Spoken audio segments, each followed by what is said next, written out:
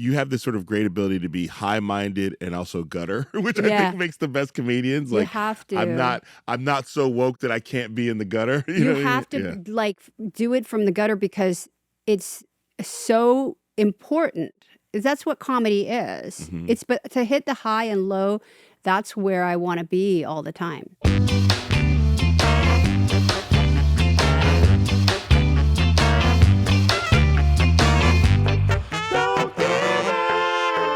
That's so weird how they grow up.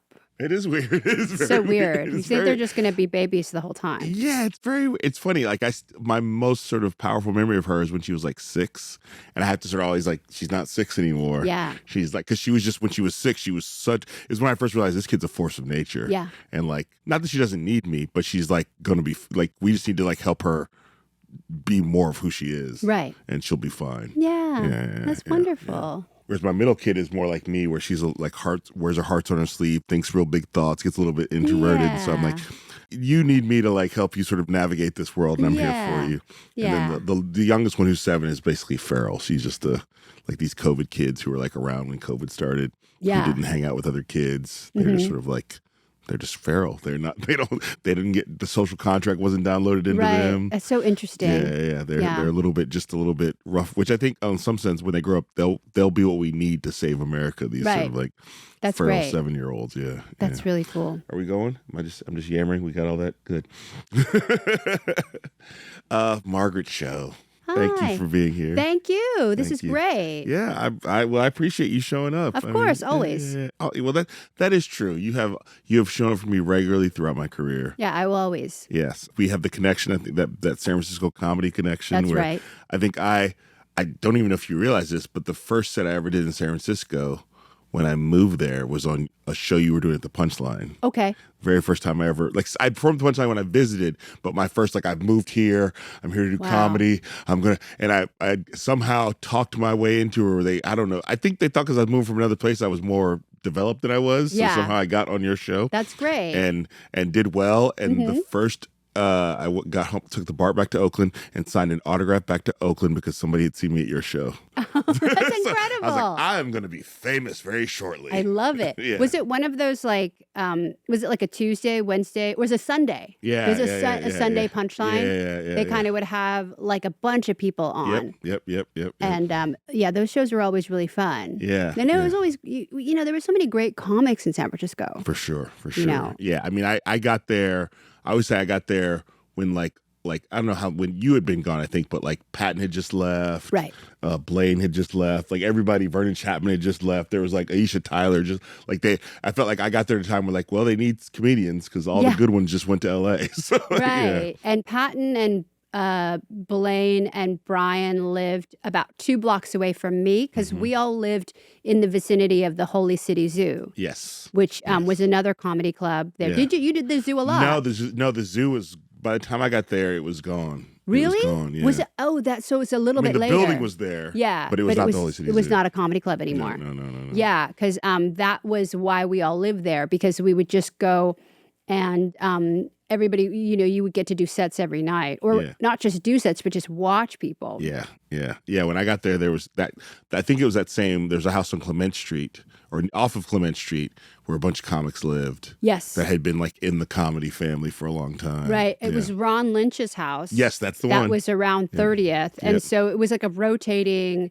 kind of like people, like at one point, I think like Alex Reed lived there, and like Chris Hobbs and Jim Earl. Yep. And I think Laura Keitlinger lived there. Yeah, when I got there, it was not that same class of people. It was like that's such a weird thing, like a comics house that we had one in LA, which was it really rotated, and by the end it was Laura Keitlinger and Jack Black. Oh, yes. At the very end. But it was me and Janine Garofalo and Greg Barrett and Laura Milligan and all those San Francisco comedians. Those were all the comedians who had just left when I got there. And a little bit I was like, oh, I just missed them all. But probably that's why I got stage time, was because all the heavy hitters have left town. Everybody moved through. So then who's your class of comics in San Francisco? It's funny. So this is like, I always say that we were like a lost class because it was after the boom had busted. You all had just moved to LA, and like the alt movement had just moved to LA. Right. And so I'm trying to think, like, like I was with the class of comics who we were told, oh, you go to the Punchline, you do sets on Sunday nights. Eventually, Montreal comes or industry comes, and they take you to LA. And that was about a 10-year period where that didn't happen anymore. Oh, wow. Yeah. So, like, I mean, people would go to, and if you went to Montreal, nothing was going to happen. You know, you were just like, there was no more deals. Right. So, at the time, I felt like he was ahead of me, but now I look back, Jim Short was the king of San Francisco. Oh, yeah. Yeah, Jim Short, Arj Barker would be in town a lot. Right. I mean, with comics, like Robert Hawkins. Oh, yes. Kevin Avery, my good friend Kevin Avery. I love Kevin, so we were like the baby comics at that point. But yeah, like it was really like we were sort of waiting for Hollywood to discover us. Right. And at some point we were like, I don't think that happens anymore. And then this next generation started. Ali Wong, Hassan Minhaj, the comics who like, oh no, we have social media, we understand how to market. You know, Ali Wong, I remember Ali Wong would do shows at the Punchline, and they would be sold out. And she was opening. I'm like, how is she selling her show? Because she was from the San Francisco, and she knew how to like sell tickets, and so I really like, it was like Moshe Kasher, all these comics who are now working down here.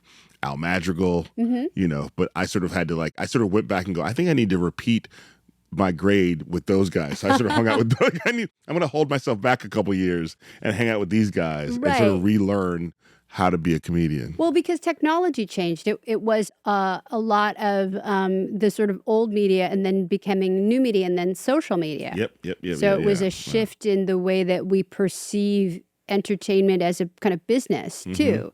And everybody sort of understood, oh, my social media page is not just for my friends, it's for my career. Yeah. Like my brand. Yeah. Like I'm building a following. That's what Ali, I think, understood. Is like, oh no, I'm not wasting time getting followers on MySpace just for fun. Yeah. These are how I can have a career. Yeah. So smart. And then when you do that and also have the talent to back it up, that's a truly incredible thing. Well, so I start every episode, although we've already started, because of course, by giving people their flowers. Because it's not just a show where I'm just booking people based on we have a slot open. Yeah. So it's really important to me to say. So I just want to, first of all, thank you. You gave me the first quote of my career that I was able to put on my website and in my bio, where you compared me to Bill Hicks. Yeah.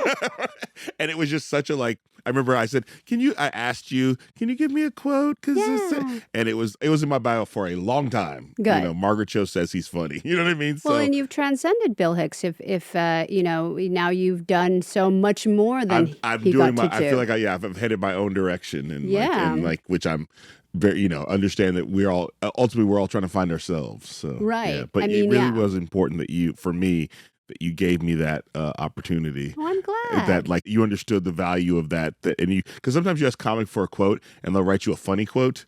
That does no good. That's no good. Yeah, that's that's funny, but it's not going to help me book any gigs. No, but you gave me serious, a full-throated this person is worth a damn. Important, a resonant thing that's going to have value. Yeah, so I really appreciated that. And at one point we had the same manager.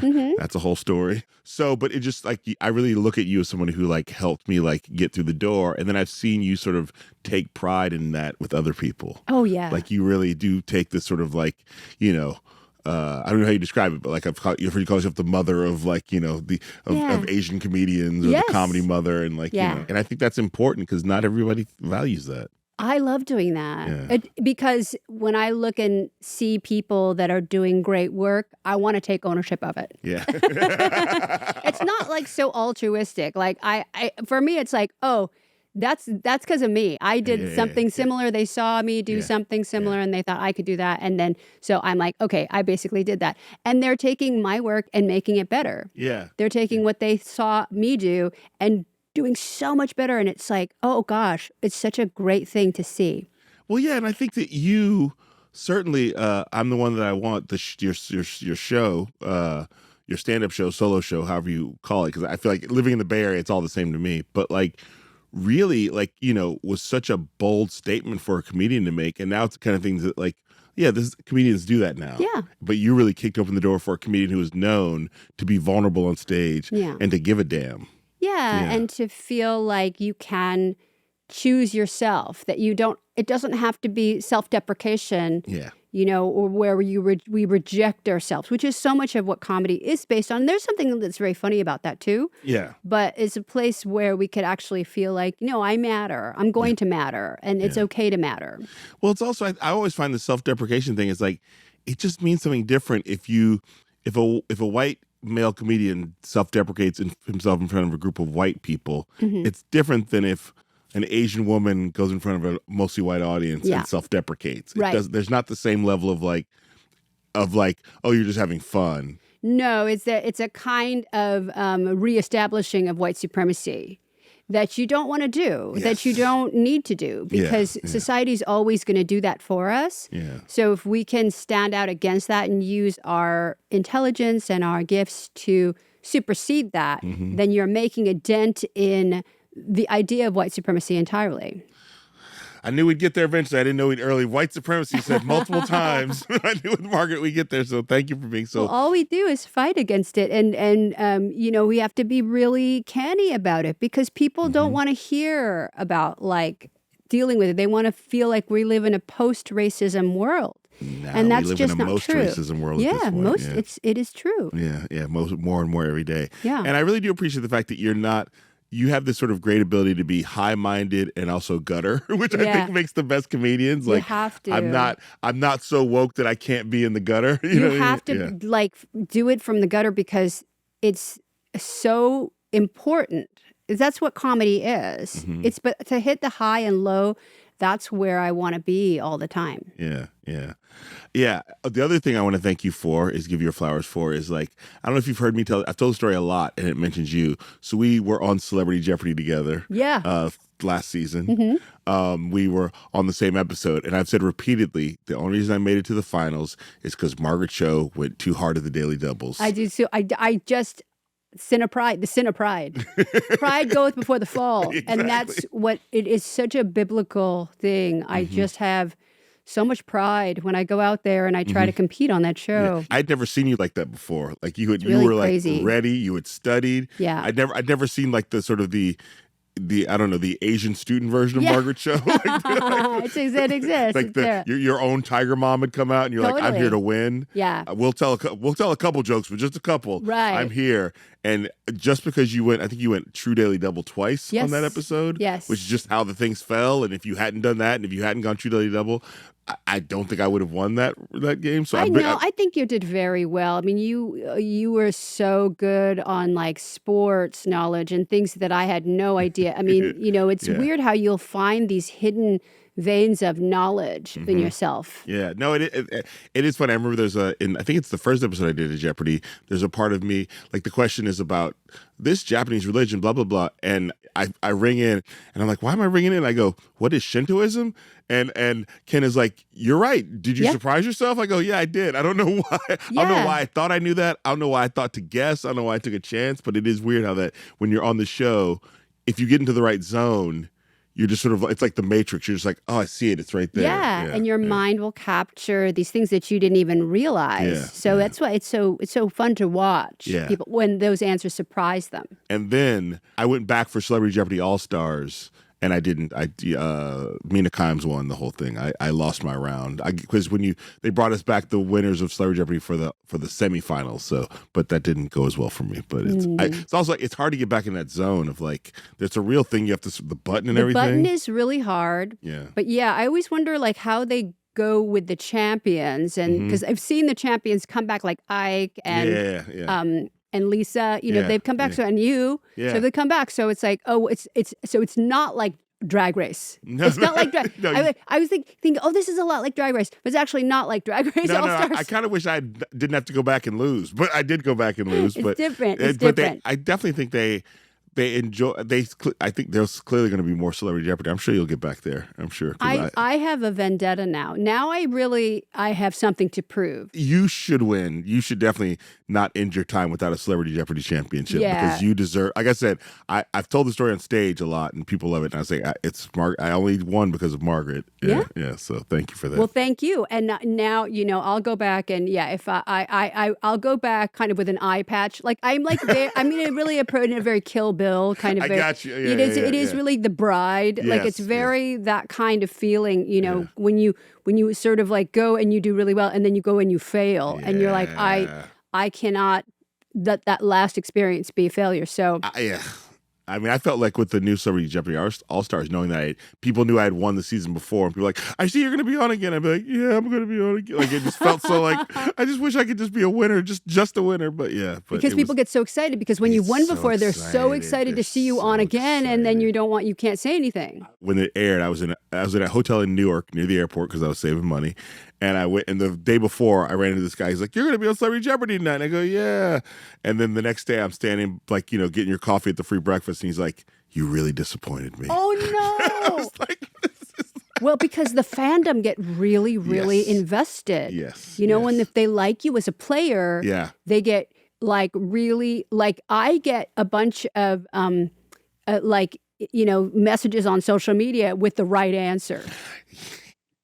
How could you not know that? Canopy. Canopy. It's a gondola. That was one of them. That was the worst. The worst. I mean, people don't realize that your brain is such a soup. At least that's how I experience it. Because you're just going because also you did that thing where you jump from category to category. Yeah. And my brain is, I got to stay in one category at a time. Yeah. Just because my brain gets on a track. It's better to do that. I know there's all the strategies. And so my brain, it just becomes a soup of they could be like, Kamau, spell Kamau. I'd be like, I see so hard. It's just so hard. Yeah. But yeah, it's we'll return triumphant. We'll be back. Yeah.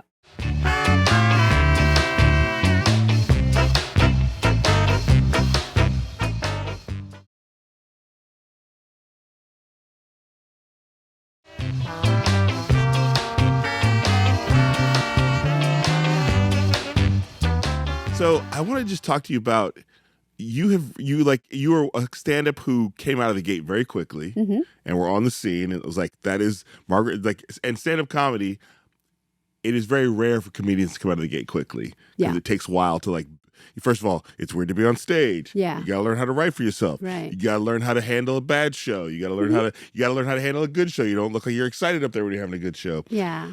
And so when I think about these sort of these young child prodigy stand-ups, it's like Hicks was one of those. Right. Chappelle was one of those. Of course. And you were one of those sort of out of the gate pretty quickly and just suddenly on the scene, everybody's like, she's the next one. Yeah. And now you're at this place of you've got a career. This whole how does young you understand where you were headed? I think so. Yeah. I think so. I guess I didn't realize it would always be such a mystery. Comedy is still kind of a mystery, and you're still trying to discover it. And I work on it every day, and I try to figure it out. But it's mostly how do I figure out how to say something? How do I figure out how to tell a story? How do I figure out to make a point and do it with economy of words, and also do it with getting my point across? So I didn't realize. I thought at some point I would figure it out. But we actually don't. I'm a fully fledged comedian, and this is what I do. I do a lot of sets in town. Do you? I do I'll go to the Comedy Store, and sometimes it's really challenging. Yeah. Because you have people there that don't necessarily know you or know what you're about, and then you're playing with a lot of other people who are some very, very famous, and mostly actually at that place everybody's pretty famous. Yeah. And so you just kind of have to, you don't have a safe place to work out as much, especially if you have a little bit of notoriety. Because if you hit the stage and there's people, oh my God, Margaret Cho is here. Yeah, there's this kind of expectation. Yeah. And you want to deliver that, but at the same time, where do you go about working your stuff out? I remember when I had my first show, Totally Biased, and Chris Rock was the producer, and I would see him do sets around town when he would pop in and do surprise sets. And of course, people were like, oh my God, Chris Rock is here. And he would say, calm down. You did not pay the Chris Rock ticket price, so you're not going to get that act. And I thought it was a very great way to go. I love that. Yeah, it was a great way. You didn't pay Madison Square Garden prices. Oh, I love so that. You're not going to get a Madison Square Garden show. And it was a way to sort of disarm the audience quickly from I'm just up here to try some stuff out. That's so charming. Yeah. I mean, that's really, but it's true. Yeah. How great. Yeah. That's really special. I always feel though, for me, my ego can't take it. I always have to kill no matter what. And so ego egotistically, like I think I get so much of my own self-esteem from comedy, which is dangerous For sure. and like wrong. But It's what it is. Yeah. But I've been doing it since I was a child, so I never developed the adequate like frontal lobe coping mechanisms that an adult does. Yeah. So I still, do that. And so really it's wrong, but I can't help it. I mean, there is this, I do feel like there's a part of being a stand-up comic that is about sort of maintaining a sense of arrested development, because Yeah. you're always looking at the world like, I don't know if I trust that, Right. or everything sort of is fodder for me to make fun of it, Right. And so like it just sort of puts you in it's always a sort of a class clown Yeah. mentality. That's wonderful. Yeah. So what is your, like, if you're, you're on tour and you do it, let's say you're starting the process again. What does that look like? Like, do you take notes? Do you write on stage? I'm just always Both. curious about people's processes. Both. Like I try every day, regardless of whether I'm like going on the road or doing a new show. I write a joke every day in the morning.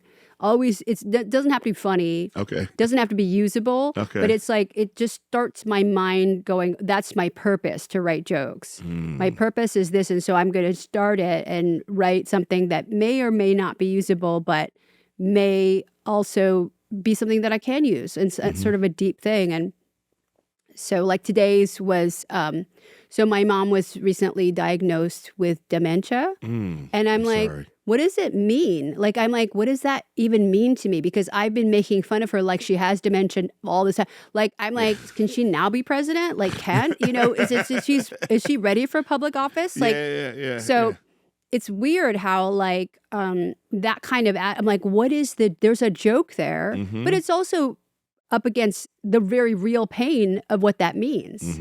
Like, so trying to write about that without also giving the kind of respect of the tragedy that it is. But is it a tragedy? I'm not really sure.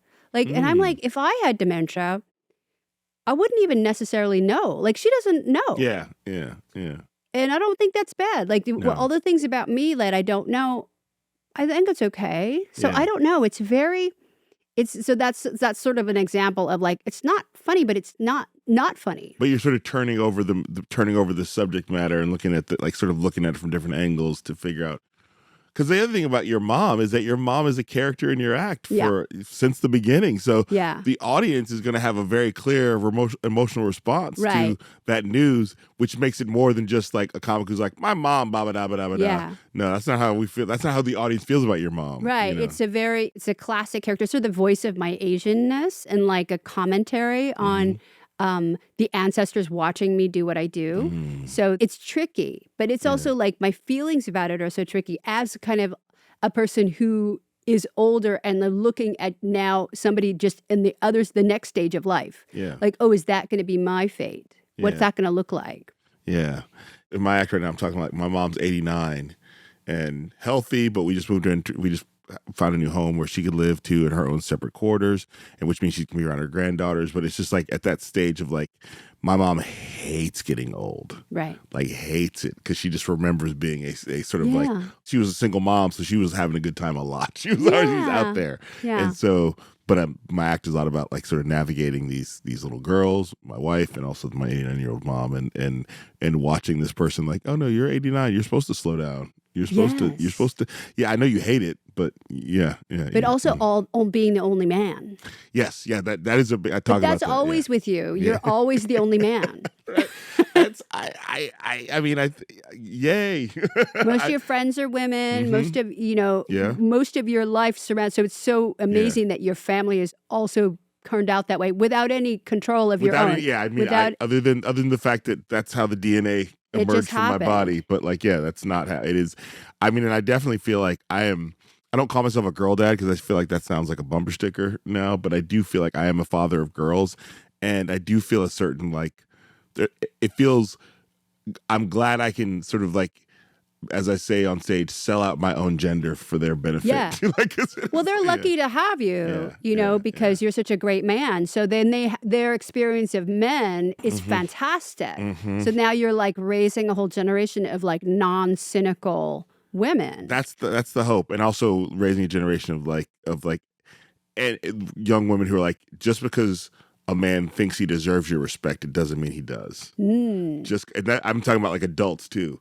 Just because your teacher, your male teacher says that you don't have to. All these men are going to always make you think that they know more than you, and it is fine if you know they do not. It's good. Yeah. That's really that's true. That's really, really good. My daughter has a teacher. My middle kid has a teacher that she's not a fan of, and I'm not either. And it's like, and we make fun of that person together. Like we consider and make fun of that person together. I don't want you. Well, he's an adult, and you gotta, So yeah. Good. That's really good. Yeah, like everybody doesn't get your respect equally, and I think as a woman, often women are put in a position of like, I should just, Yeah, of course. Because we haven't figured out that they need to earn it. Yes. So, when they earn it, then it's really worth something. It's got value. Yeah. That's really good. Yeah. So it's definitely like been, I didn't know I was going to have all girls, obviously. And when we had my first daughter, Samaya, I was like, this is great. And then we had the second one, it was a girl. And by the time I got the third, I was like, it's got to be another girl. Because I sort of get how this works. Not that it's easy, but I'm really enjoying this process. And they're all very different. But it's still like, I've seen this. It's the other thing is I've seen the same dress go through our house like 3 times now. Like, so cute. And plus they have a lot of girl cousins. So I've seen Sammy's older cousin wear it, Sammy, so Juno, beautiful. then it goes out to the cousins and it comes back for Peanut. It's sort so of beautiful. Yeah. It's one of the great things about living up in the Bay is that my wife, she has a brother and 2 sisters, and they all have kids, and her parents live up there. Like they are growing up around their family in a way that I didn't grow up close to my family, and so it's one of the reasons why I would never live out of the Bay, because my kids, yes, that is on TV, and yes, but they're also just like they're living a very regular lifestyle up there in Oakland. Yeah. Yeah, because you have the best of both worlds, because you can live there, but you can also have this very, very big career. Yeah. Like you're living in New York or LA, but it's not so far. No. Where it's just, all you need is an international airport. Yeah, exactly. And also the Southwest Oakland to Burbank is one of the best flights in show business. Oh, like, it's true. Yeah, it's just like it is, I'm like, there's people on the New York subway who take longer to get places than me going from Oakland to Burbank. So, it's quite an easy commute. Yeah. I always see Bob Odenkirk on that flight. Oh, yeah. It's always Bob Odenkirk or Steve Perry. That's Journey. Funny. Steve Perry from Journey. Yeah. It's a great, I don't do it so much anymore, but there would be times where I would like come down in the morning, have a bunch of meetings, and be back on the late flight back to this. Totally. Just like at this point, I'm like, I'll stay at night. I'm getting to the age where I like to sleep tonight. But yeah. I mean, it's just it's good. But yeah, you could definitely do it. So I want to ask you your state of the comedy universe. I feel like I think everybody was really talking about the Kevin Hart roast. It has been a recurring subject, yes. I mean, what that was to me was all about Cheryl Underwood. And she's my good friend, and I absolutely have always worshipped her. And I'm so grateful that she could be there and be so just the goddess that she is. Yeah. And so that was exciting for me to see her on that massive stage. Yeah. But it was also disheartening to have all of just the racism, just the low blows, the constant, kind of trying to make fun of her husband's suicide. I thought that was so weird because I didn't know her well enough to know that was real. Yeah. And I had to pause the thing and go, is that real? And then Google it and it's real, but why are we talking about it? Yeah. It's just, to me, it was just very, obviously they don't have a lot of imagination. They don't have a lot. I mean, it's just like that. It's not even, that's not a roast. And I think there's all these false equivalencies of Pete Davidson's dad. It's like, yeah, but Pete's made a sort of talked about that a lot. Yeah. It's a thing that we all sort of, if you know Pete Davidson, his dad died in 9/11. Right. He's also Pete Davidson, so he doesn't, his whole vibe is like, I don't give a shit, whatever. Yeah. But I was like, it's weird to have to Google someone's tragedy in the middle of a roast to understand why the joke makes sense. Yeah, it just is it was just ugly, and but just the lynching, the George Floyd, I mean, just the ugliness of it was disappointing. And I think it's funny because I wrote about it on my Substack, and it's funny this has become such a subject on this podcast that I'm not against like I was talking my friend Kevin Avery. I went to dinner with him last night. I made fun of him a lot at dinner. He made fun of me. I understand that. I understand the making fun of your friends. Right. But I also think it's different if I was I wouldn't necessarily do it on Netflix in front of everybody. You know what I Yeah. mean? Just because I don't want to I'd rather, I don't want to put that in the world. And then I certainly wouldn't go, I'm just not the kind, I wouldn't want to go be on a roast with people who I actually wasn't friends with. Right, because it's weird, and it's like Yeah. they were all those people obviously don't really know each other. Yeah. So that it doesn't have any value. Yeah. You should only roast the people that you really like. And I think that's what the fundamental part of the roast is, because these guys were all good friends in the Friars Club. They all knew each other really well, and so a roast kind of meant something. Yeah. Like when Kip Adada said that your wife was ugly, it meant something. You knew he knew your wife. Yeah. And she knew him. And and they were going to talk afterwards, It was all kind of like in underneath this sort of thing of we all love each other and this is okay. I think it's also connected to like, and this is what the sort of the state of the community. There's just been like, there was a time, and you were one of the avatars of this time when comedians were like, and I was inspired by this, the people who spoke truth to power. Yeah. And that doesn't mean politically correct, because I don't think Bill Hicks wasn't politically correct. No. You're not politically correct. No. Mark Maron is not politically correct, but really understood that like the whole George Carlin thing that has been sort of beaten to the ground of like punching up. Yes. Like we're here to make fun of power. Right. And now there's a whole generation of stand-up comedians who are here to become cozy with power. Right. And that Netflix roast felt like it was related to that. Like the coarsening of our society. And yes, we because our presidents who are presidents, we can all out loud make racist jokes because that's what we do now in this country. Right. Or it's this misunderstood idea that because we are so woke as a culture that we don't have to worry about being racist, because it's almost like we're making fun of people who are racist. But that only works if we have a society where there is equality. Well, it's funny you said it, because I remember there was a point, and you probably can talk to this too, on the LA alt scene where it was like all alt and progressive and liberal, but then there'd be these weird racist jokes every now and again. Right.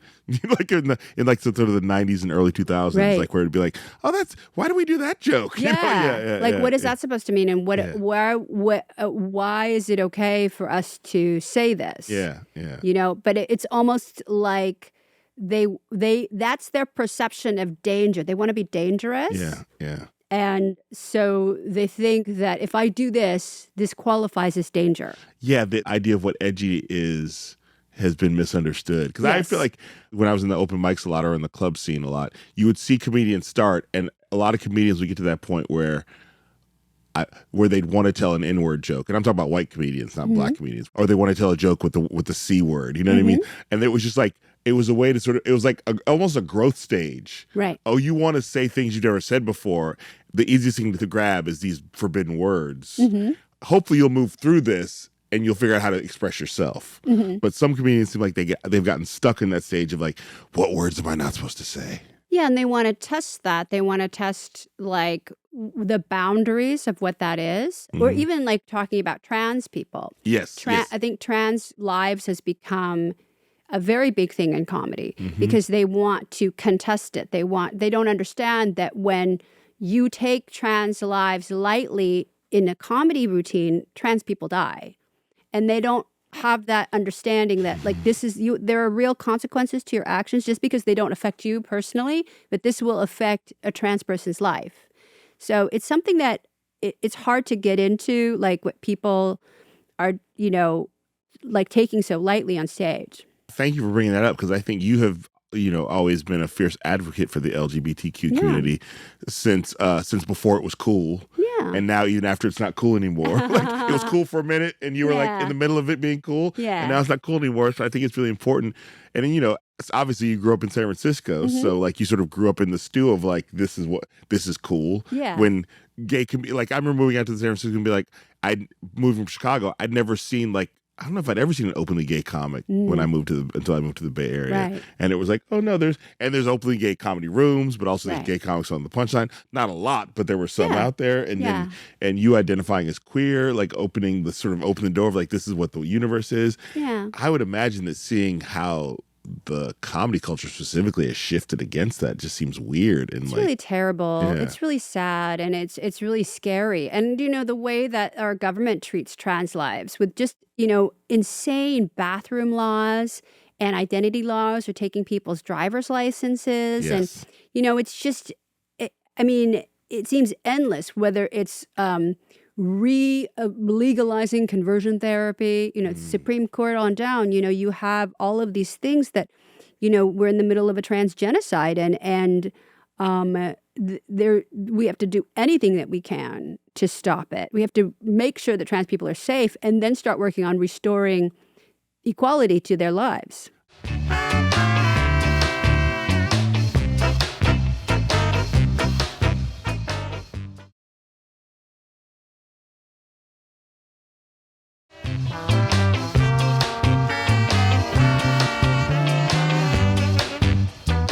One thing I learned from moving to the Bay, I always said I moved there when I was an adult, but but the Bay Area finished raising me, and understanding like the necessity for someone like me who is not trans, who is heteronormative, born in the body that I feel like it represents my gender, but why it's important for me to be clear that like I support trans lives and I support the LGBTQ community, so that it doesn't sort of silence, like, no, I'm with you, but I'm not going to say it. That's not enough. Yeah. That it's important to say it out loud. Yeah. And so I appreciate it. And your example has been an example of like, you just got to be clear so that the people know where you're standing. Right.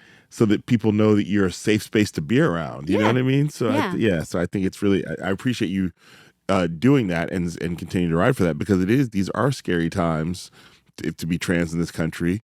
And it's also, but there's this thing about comedy where like, as a lot of comics, as if comics are like separate from society. So we have to be on the thin comedy line of like, we can't disagree with each other because it's like cops in the thin blue line, like we have to support, but it feels like I can't do that. No, I can't do that and go and walk down the streets of Oakland or be out in the world or, No, it's gone too far. I don't know. I mean, I want to support comedians, like, of course, freedom of speech and the ability to do whatever they want and to test the boundaries and to play and do their thing. But at the same time, their actions have consequences that they don't feel because they have privilege. Yes. So it's our job to really point it out. Yeah. I would imagine that all this pointing it out has probably made you feel like, and that maybe your career would have been different if you had spent less time pointing all these things out. Like you would have, more things would have been available to you. Probably. And you've had an incredible career. I want to be clear. Yeah, no, I have a great time, but I think, I would probably be like, I have my own golf classic, like I have a golf tournament that happens every 2 years. And then I would have, a foundation. I would like have an estate in Santa Barbara. Oh yeah, the Santa Barbara estate. I like that. I like that you've very specific. The Margaret Cho Golf Classic, the Cho Foundation, and then an estate in Santa Barbara. Yeah, we'd be doing the interview there right now. That's You'd be like, I don't leave my compound. I'm sorry, you'll have to come to me. Yes, but I mean, I think that I wouldn't have as much fun. Fair enough. Yeah. Fair enough. I didn't think I would do this, but I just want to spare some time to talk about a mutual friend of ours, Jim Short. Yeah. So Jim, when I moved to the scene in San Francisco, for people listening, he passed away last year, I think it was. Yeah, just last January. It's been a year and a half. Oh, wow. When I moved to the scene, he was the first comic I saw go from like, and he was ahead of me in the whatever the thing is. That guy's funny. He does well sometimes. Oh, that guy's doing well more often. Oh, that guy's starting to kill. He kills all the time. Yeah. He's a truly great comedian. Yeah. Like seeing a guy sort of evolve in real time from a kind of funny comic to like, I don't want to follow that guy. Yeah. To being a guy who he gets headliners come in town and go, why you book me with this guy? But Jim was a complicated human being. He was a big fan of yours. Big fan of yours. He took me on the road a lot when I was in the area, and when I was coming up, and took me on a lot of road gigs, and was like a mentor at a certain point. And then things just sort of pulled apart, Yeah, he was just dealing with a lot of stuff. I'm not sure what it was. I do think that there was a great deal of neurodivergence happening and stuff that we didn't really understand. Like I look at him and I think, I realize there's a lot of autism in there. Oh, that makes sense. Like, because we just, we didn't diagnose stuff like back then. We didn't have the word. Autism wasn't a thing that we looked for in everybody. It was like, it had to be an extreme, like a diagnosed extreme case to be a thing. We didn't understand the spectrum. No, but Yeah. now that I kind of have a little bit of knowledge of it, I go, oh, that's what it is. So I think that he was definitely on the spectrum. He was such a brilliant He's a brilliant guy, Yeah. but then had a lot of issues, like had a lot of stuff going on, and that was with everybody, but us who were closest to him felt it the worst. Yeah. Because we had his warmth and his generosity of spirit and kindness and laughter, but then we also had the other side, which was quite terrifying at times. Yeah, he was really like, he ran very hot and cold. Yeah. And he did that with me. And the only thing that made me feel like it was okay is because I saw it happening with other people. Right. Like, I felt like, okay, it's not just me. I have, whatever I may or may not have done to him, it's a thing that he's enacting on other people. But he would only do it if he loved you. Yeah. That was the complicated thing about it. He had such great love for you, and I know for me, and it's just one of those things. He was one of the most important people in my life, and I feel his absence greatly. But I do think, like, I want to believe he's at peace now. I do think like he had a hard time in life. And I would love for a generation of people to discover him in his work. His comedy's out there. Dan, Dion, and Goathead Records put his albums out. Oh, that's great. Yeah, Dan, a great photographer from back in the day, now has a record label. Yeah. And so, I have albums out on there, and he put all my records out, and he put a lot of Jim's material out. So Patton's records are out there. Oh, so, it's really great. Dan salvaged all of our material from these weird other little record companies that are kind of doing nothing with them. And he put them all together. So that's really special.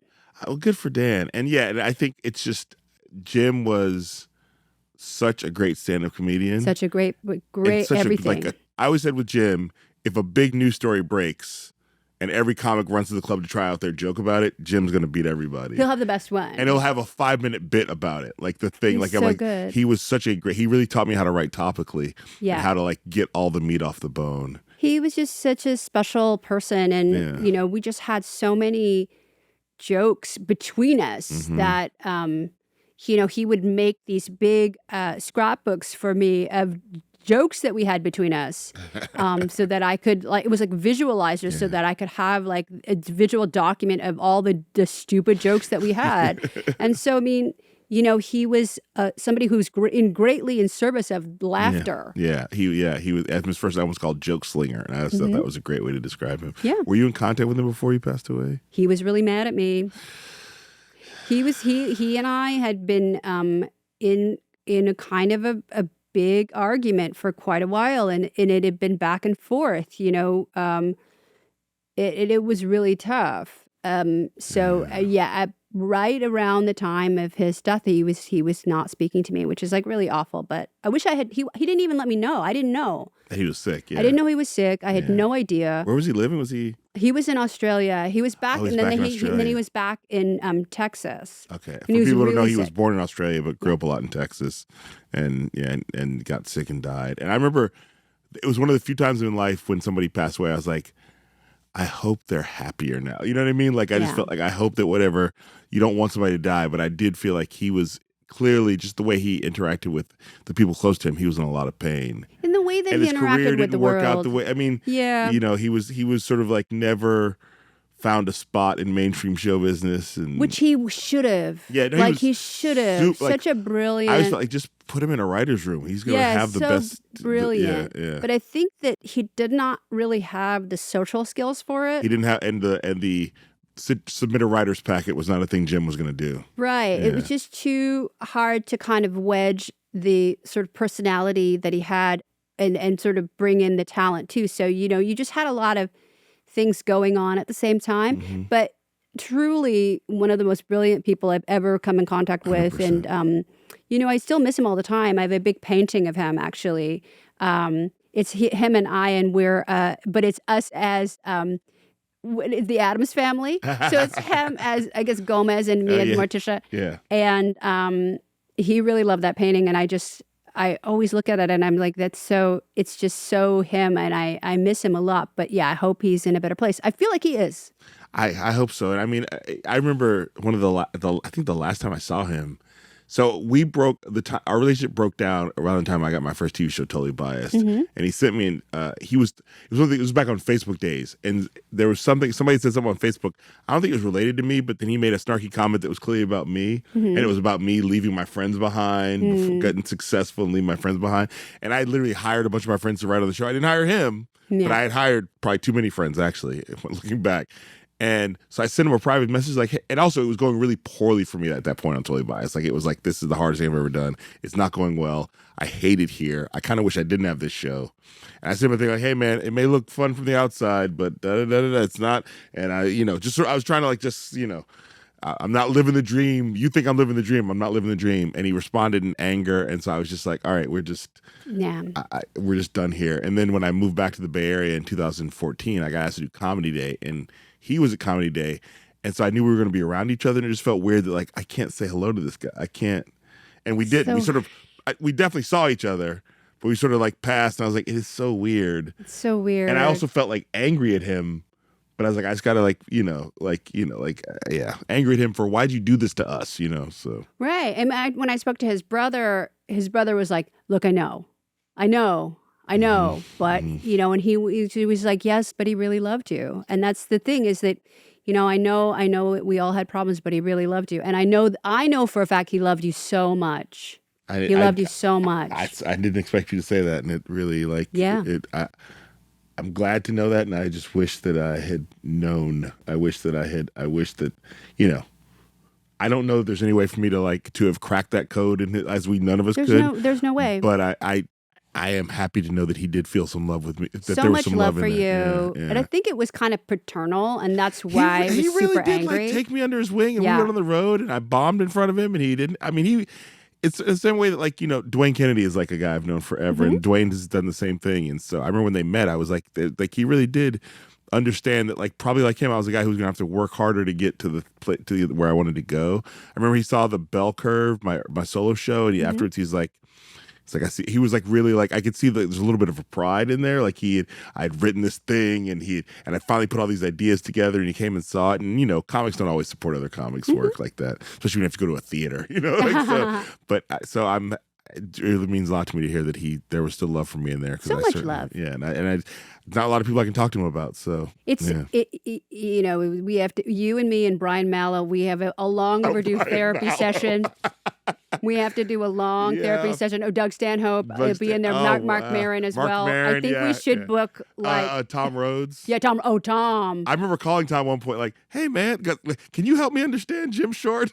Tom is a lot. Yeah, we have to have a support group, like a grief. I mean, Friends of Short. Yeah, it's because we all were with him for so long, for so many years. Because you stuck it out because there was value there. There wasn't, if he was just mean, you were angry or shitty, you would just walk away. But it was much more complicated than that. Yeah, no, it was very, I saw him in sort of hilarious ways, just burn some people down that he was mad at. That he would just, when he turned on you, he turned. And I saw him other comics. I remember another comic. I remember just be like, "What the it's got burned down by Jim." And he was like, "What was that?" And we were like, none of us knew what had happened. So that it was just, he definitely when that wit was aimed at comedy, and he was a Hicks guy, he was speaking truth to power. There was nothing like it. But it's the best. Yeah. But we'll book a therapy session and that's good. We can talk about it. I'm glad, Scott Silverman has to do it too. Scott Silverman. He was very soft with Scott though. He never got mad at Scott in the way that he got mad at the rest of us. I don't know why. Oh, good for Scott. He's always soft on the gay people. He was soft. You've suffered enough. We don't want to he always had a soft touch with Scott. Oh, good for Scott. Yeah, I for years was like, he never turned on me, and then he did. And I always feel like I have that with Maron. Like Maron has never turned on me. He's turned on everybody I know at some point, but he's Maron never. Is great. I feel like he's got a soft spot for the blacks. Yeah, I think. I love Mark. Yeah. Thank you for doing this. Thank you. Before I let you go, I ask everybody if there's a cause or a charity. I know we can't do the Cho Foundation doesn't exist yet. The Cho Foundation doesn't exist. It's on its way, but is there a cause or a charity you want people to know about? Because my audience likes homework. They like to know how they can help. Well, what I always play for on Jeopardy or any other game show where you donate, I always play for Friendly House, which is a wonderful recovery home for low-income women and trans women and, anybody who identifies as a woman. And it's in LA. And I think William Shatner's widow, his wife who passed away, they gave one of their houses to them. Oh, wow. So they live in like the Shatner house, the old Shatner house. And yeah, so I always raise money for them. They're going to honor me in October for it, which is really great. They were so disappointed when I lost at Jeopardy, but I'm going to keep on playing for them. Yeah, so it's Friendly House. It's a lot of pressure. That Jeopardy thing, people don't realize how much pressure. It's so much pressure. When you're just playing regular Jeopardy, you play for yourself, but playing for other people is a lot. It's so intense. Yeah. But yeah, so the Friendly House. Yes. As again, Margaret Cho, always representing standing up for women in the LGBTQ community, even at times when it's not popular. Right. Yeah. My last question, Margaret, is the name of the podcast is Who's With Me? Are you with me? I'm with you. I knew you were. I just had to ask. Thank you for doing this. Thank you. Thank you for listening to this episode of Who's With Me. It was great to talk to Margaret, great to catch up, great to talk about Jim, somebody who I have a lot of respect for, but didn't really get to close the loop with before he passed away. It was a great conversation. Next week on the podcast is Sarah Seidner from CNN, an old running mate of mine from our days back at CNN. We have a great conversation. Again, and Margaret, the cause that Margaret talked about this week was Friendly House LA, which is a sober living house for women. And by women, I mean all women. So check out Friendly House. It's friendlyhousela.org. Thanks to Rabbit Grin Productions. Thanks to Pushkin Industries. Thanks to Who Knows Best Productions, which is me and my wife. Special thanks to Chris Dowd from the legendary Fishbone for the theme music. Thanks for the shirt, Chris. You sent it to me. I appreciate it. And this week, do something good for yourself, for your community, and for the world. Or at least like productive anger. Hey, thanks for watching an episode of Who's With Me. If you're on YouTube, please like and subscribe, share, hit that hype button. I hear it makes all the difference. Please like, subscribe, share, hit the hype button. Thank you.